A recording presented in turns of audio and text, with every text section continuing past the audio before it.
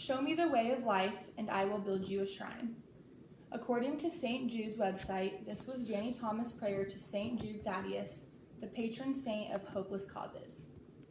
Danny Thomas was unsure of his next move in life, so he prayed to St. Jude Thaddeus. His prayers were finally answered, which led him to open St. Jude Children's Research Hospital on February 2, 1962 in Memphis, Tennessee. St. Jude is one of the most unique hospitals in the world because of its history, its funding, and its extensive research methods. As I mentioned, St. Jude was started by Danny Thomas. The history of this hospital is so important to understanding why it is so successful today. What exactly is done at St. Jude that makes it so special? St. Jude is comprised of a team of the world's best doctors and scientists working together to cure childhood cancer and other catastrophic diseases. At St. Jude, no child is denied treatment based on race, religion, or a family's ability to pay. Some of you may be wondering why St. Jude is located in Memphis, but St. Jude has treated children from all 50 states as well as children from all over the world.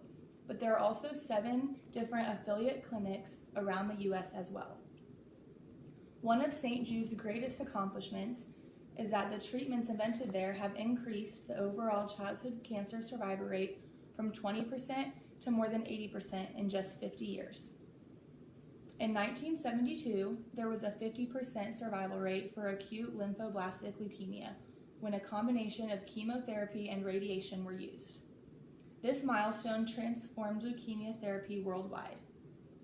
By 1991, the survival rate for acute lymphoblastic leukemia reached 73%, and finally in 2006, it reached 94%. The reason why St. Jude's history is so vibrant is because there have been numerous dedicated leaders who have vowed to carry on Danny Thomas' mission to cure childhood cancer and other diseases. The very first director and CEO was Dr. Pinkel from 1961 to 1973. He and his colleagues developed the 4-phase treatment plan called Total Therapy that aimed toward the goal of finding a permanent cure of acute lymphoblastic leukemia. His treatment plan is still being used today with many modifications. After understanding the history of St. Jude, the part that makes this hospital so unique is that it is almost entirely funded by donations because no family has to pay even a penny for treatment. On an average day at St. Jude, it costs $2.2 million to operate. In a year, it costs about $803 million to run St. Jude. It seems so absurd that no family has to ever receive a bill from the hospital, but it's true. Treatment, travel, housing, and food is all completely paid for by public contributions.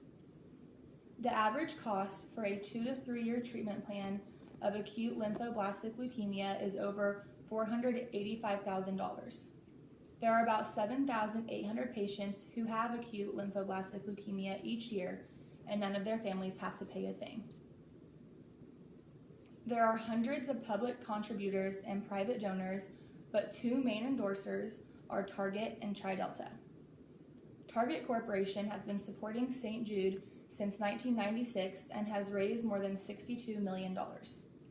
Target is also the sponsor of St. Jude Walk to End Childhood Cancer and hosts many other special events each year. If the patient needs to be on campus for more than 90 days, their family will be assigned to live in the Target house just 3 miles from the hospital. The Delta Delta Delta fraternity has worked to raise money since November 1999, when they officially adopted St. Jude Children's Research Hospital as its national philanthropic partner.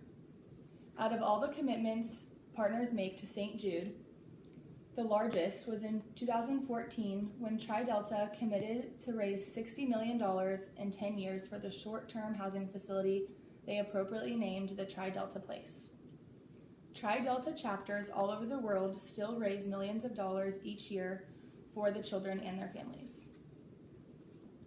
The third reason why St. Jude is so unique is because the research they do will never stop until no child dies from cancer. Research was being done before the hospital was even built. Lemuel Diggs, MD, published the first study of sickle cell disease and its impact on the African American population. He conducted his research at the University of Tennessee. Today, there are more than 700 children with sickle cell disease being treated at St. Jude in hopes of finding a cure.